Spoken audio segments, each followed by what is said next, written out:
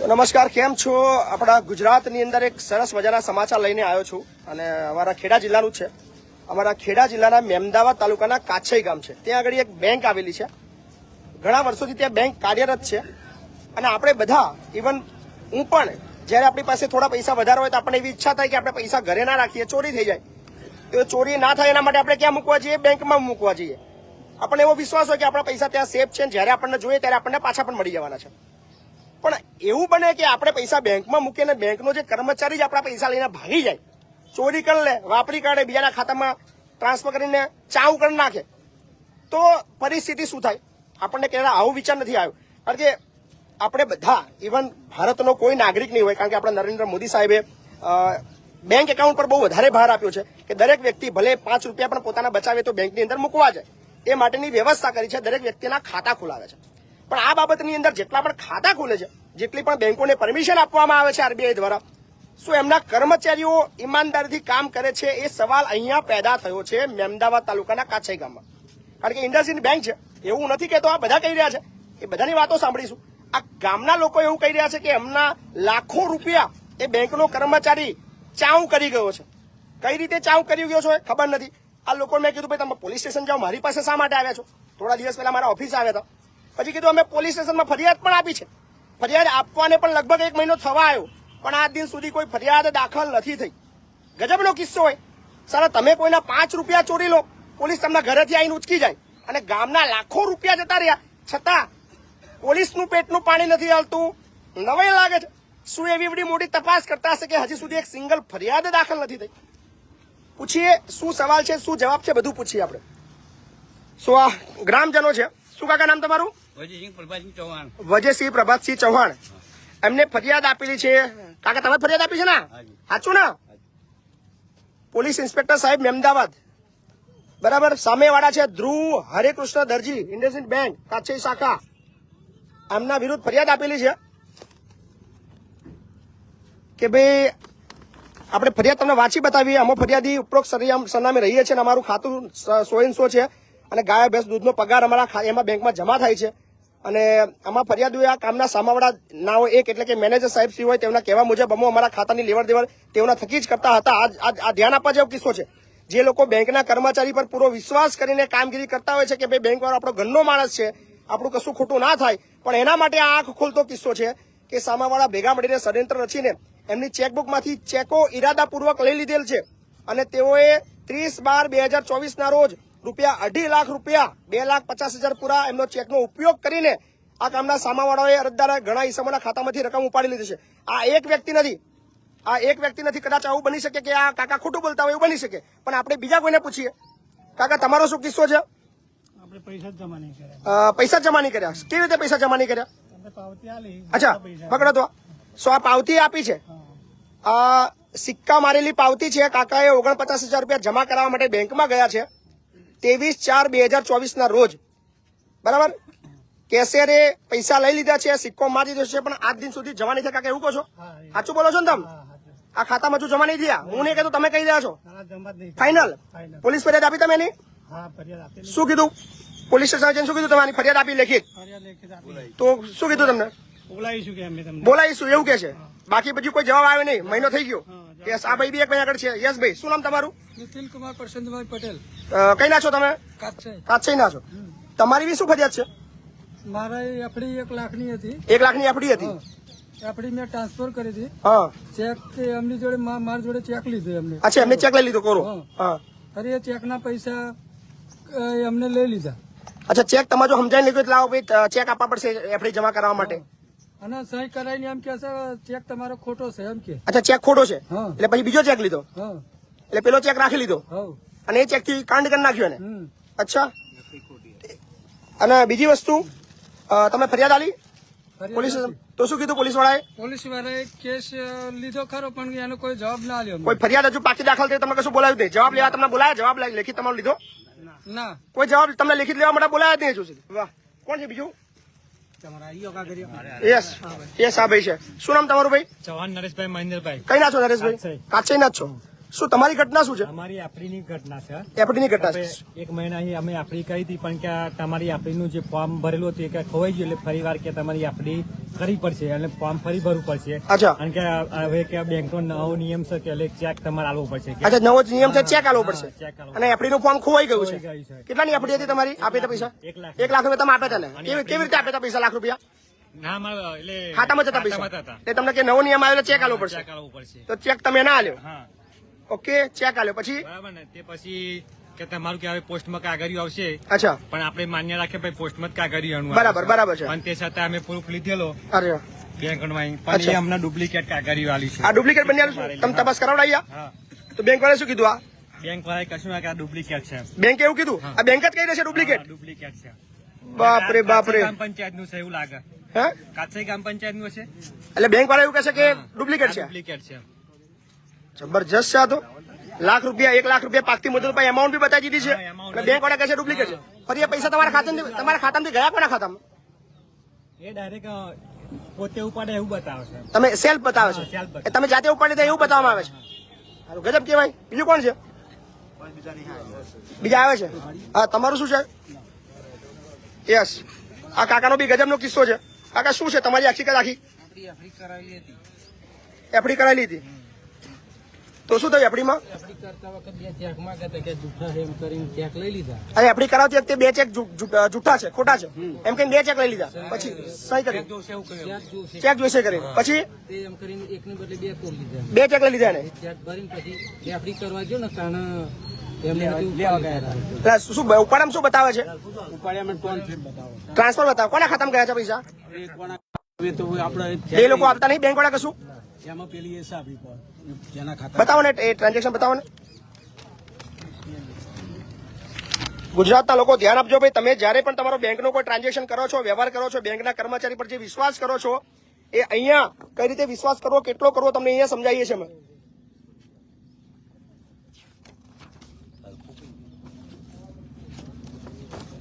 કઈ એન્ટ્રી છે અમે તમારી? થોડા કઈનું પડે છે?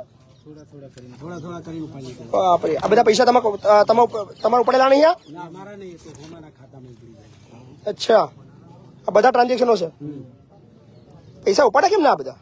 પેલા ATM એ લઈને ના ટેક્સી લઈ અને બીજાના ઉપાડી લીધા. ભાઈના ખાતામાં નાખીને એટીએમ કોનું? ATM એ ભાઈનું જેના ખાતામાં પડે આ ખાતું કોનું છે? આ ખાતું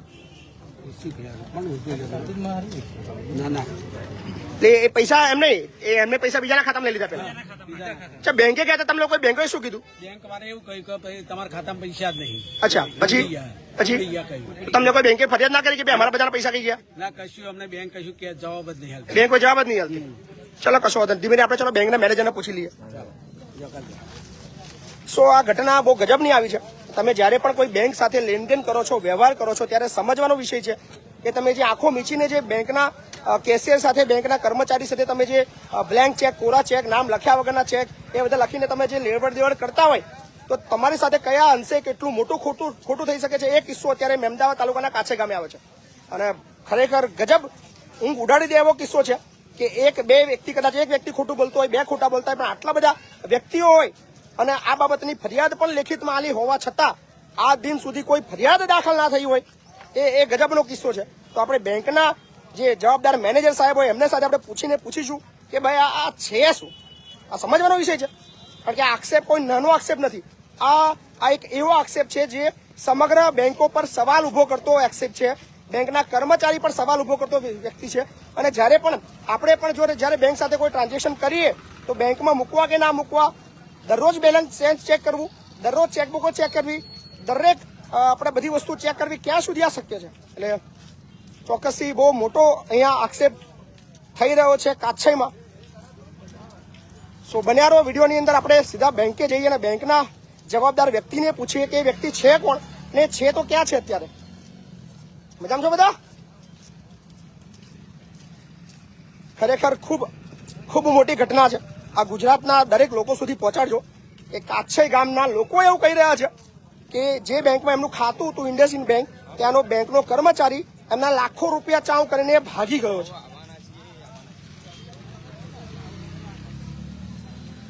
કઈ છે? સો બન્યા રહો વિડીયોની અંદર. આપણે પહોંચી ગયા છીએ બેંક પાસે જ. બસ હવે ગણતરીના સેકન્ડની અંદર બેંકે પહોંચવાના છીએ. શું બીજા ઘણા બધા લોકો છે જેમને પણ પોલીસ ફરિયાદ આપી છે, પણ આ દિન સુધી કોઈ કાર્યવાહી કરવામાં આવી નથી.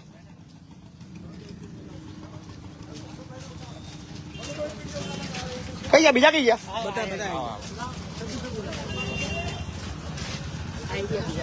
આ બેંક યાર બધા અહીંયા ચલો અહીંયા આવજો ભાઈ. બેંકમાં કોઈ ના જતા, બેંકમાં કોઈ ના જતા. કઈ ગયા બીજા ભાઈ? આવી જાઓ કાકા. શું નામ તમારું? હા, ગોવિંદભાઈ. અહીંના જ છો? આ બેંકમાં ખાતું હતું તમારું? કેટલા પૈસા તમારા જતા રહ્યા? 10.70. કેમ ના જતા રહ્યા કાકા? તમારી એફડી હતી? તમારી એફડી બહુ વહેલી પાછી જઈ. હા, ખરેખર સારું ગજબનો કિસ્સો છે. શું એટલે કઈ રીતે પૈસા લઈ લીધા કાકા તમારા? તમને ખબર જ નહીં કશું કઈ રીતે? ખાલી ખાતામાં ચાર ઉપાડ્યા ગયા ખબર પડી કે પૈસા ખાતામાં છે જ નહીં. નીલ બતાવી દીધું ખાતું.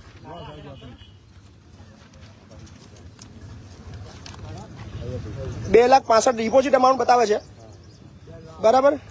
₹2,87,000 મેચ્યોરિટી. આ કાગળી કોને આપી તમને? તો બેંકે શું કીધું? આ કાગળી એનું આવું કોઈ ખાતું જ નહીં એવું કે છે? વાહ, તમે બધા ઉપર તો ત્યાંના એટલે બીજા કોઈ છે? અને પોલીસ ફરિયાદ બી આપેલી છે તમે? વાહ, બતાવો તો. બોલો કાકા, શું છે ઘટના? તમને કોઈ રિસીવિંગ કોપી કરાવી નહીં? કોઈ પોલીસ સ્ટેશનમાં જે આપી એમાં સહી સિક્કો તમને નહીં કરાયો? તમને કોઈ કઈ છે તમારો? એમાં અહીં સહી સિક્કો જે કરાયો હોય પોલીસ સ્ટેશનમાં, તમારો કાગળ નહીં? અચ્છા, અહીંયા છે. અચ્છા, ઓકે, અહીંયા આપેલી છે. અચ્છા, અહીંયા આગળ આપેલું છે 6/1/2025. એટલે 6 તારીખે અમને બેંકની અંદર પોલીસ સ્ટેશનમાં ફરિયાદ આપેલી છે. કાકા, પોલીસ સ્ટેશનમાં કોઈ કાર્યવાહી થઈ આ બાબતની? નહીં થઈ. ઓકે, ચલો વાંધો નહીં. ચલો, શું કાકા તમારું બીજું? 17. કેટલા પૈસા ગયા તમારા? 1,20,000. કેમ ના લઈ લીધા ને? ખોટા ચેક ફાડી લીધા. ઓકે, વાંધો નહીં. ચલો બધા ઉભા રહો. ચલો ભાઈ, કોઈ અંદર ના આવતા, કોઈ અંદર ના આવતા. ભાઈ, મેનેજરને બોલાવો ને ભાઈ, પછી બોલો, મળવા માંગે છે. અહીં બોલાય લો, મારા જ બોલાય એમને. સો બન્યા રહો. આપણે બેંકમાં નથી જતા કારણ કે એમની કામગીરીની અંદર આપણે કોઈ અડચણ ના થાય એ માટેનું, કારણ કે પબ્લિક અહીંયા આગળ વધારે છે એનું આપણે ધ્યાન રાખીશું. ખાલી બેંકના મેનેજર સાથે ચર્ચા કરીશું કે આખી ઘટના શું છે, ચોક્કસ આપણને એ પ્રકાશ પાડે. કારણ કે અહીંયા પબ્લિક વધારે છે, સો બેંકમાં જવું હિતાવત લાગતું નથી કારણ કે એમના કામની અંદર અડચણરૂપ થઈ શકે એમ છે. મેનેજર સાથે બોલાય લો 2 મિનિટ ખાલી. ભાઈ, બીજું કોઈ કશું બોલતા નહીં. સો ઇન્ડસઇન્ડ બેંકનું બોર્ડ બતાવે છે અહીંયા આગળ. હા, કોઈ ચિંતા ના કરશો, કોઈ ટેન્શન. હું અંદર હવે સારું ના લાગે યાર, એ સારું ના લાગે. અમે ખોટું કશું, ચિંતા ના કરો, કોઈ ટેન્શન ના લેશો તમે, બરાબર? કોઈ ચિંતા ના કરશો. ખાલી મારે જાણવું છે આ લોકો સાચું બોલે છે ખોટું બોલે છે. હા, એક જ મિનિટ. હા હા, બોલો બોલો.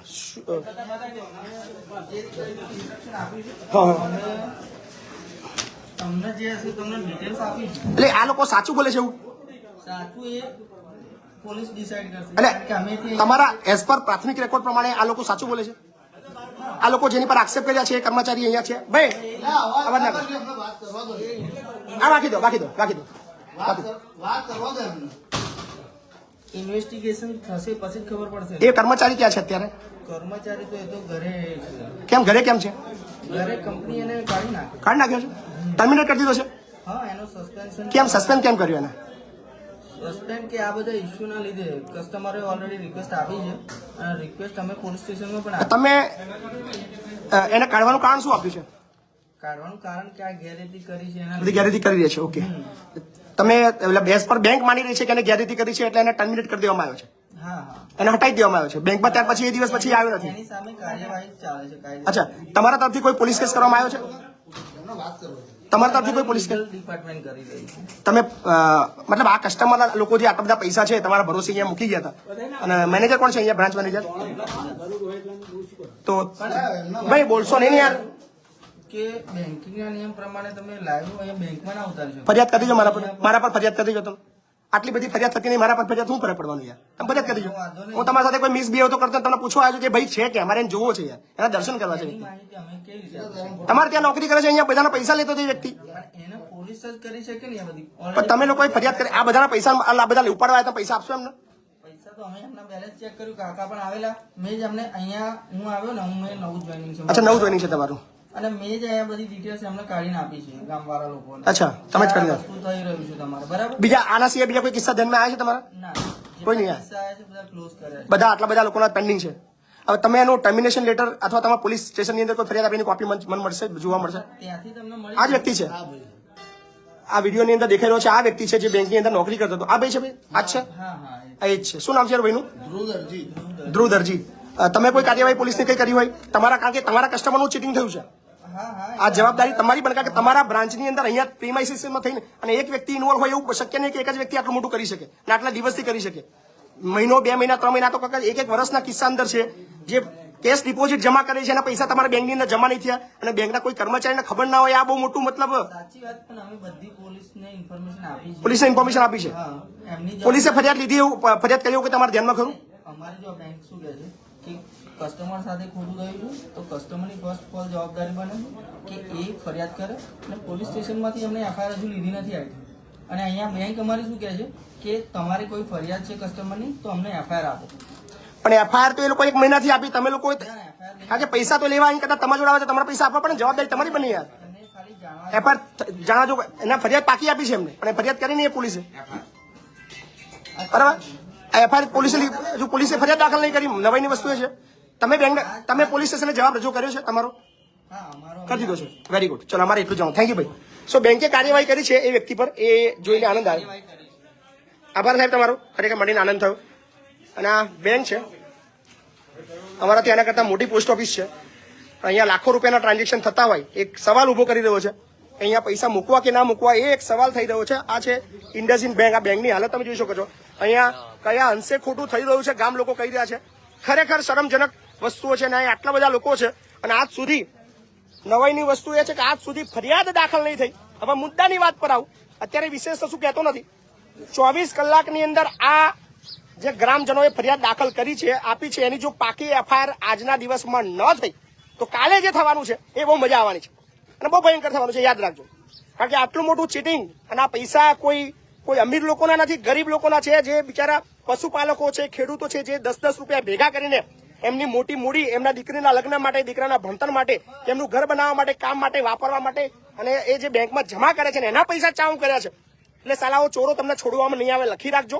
24 કલાક આપું છું પોલીસ ડિપાર્ટમેન્ટને ખાસ. હવે એડવોકેટ છું એટલે તમને આવેદનપત્ર આપવા નહીં આવું. તમે એવી આશા ના રાખતા કે મય પછી તમને ભલામણ કરવા આવે કે તમે ફરિયાદ દાખલ કરો. હવે સીધો એઝ એ એડવોકેટ તરીકેની લીગલ એક્ટિવિટી તમારા પર બી દાખલ થવાની છે.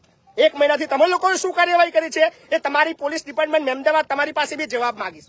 એટલે 24 કલાક આપી રહ્યો છું તમારી કામગીરી કરવા માટે. પછી કાલે ના કહેતા મય પછી આ સુધી પોલીસનો મિત્ર બનીને કામ કર્યું છે અને ઈચ્છું છું મિત્ર બનીને જ કામ કરું. કાલે તમારા અગેન્સ્ટ મારે પગલા ના લેવા પડે એ યાદ રાખજો.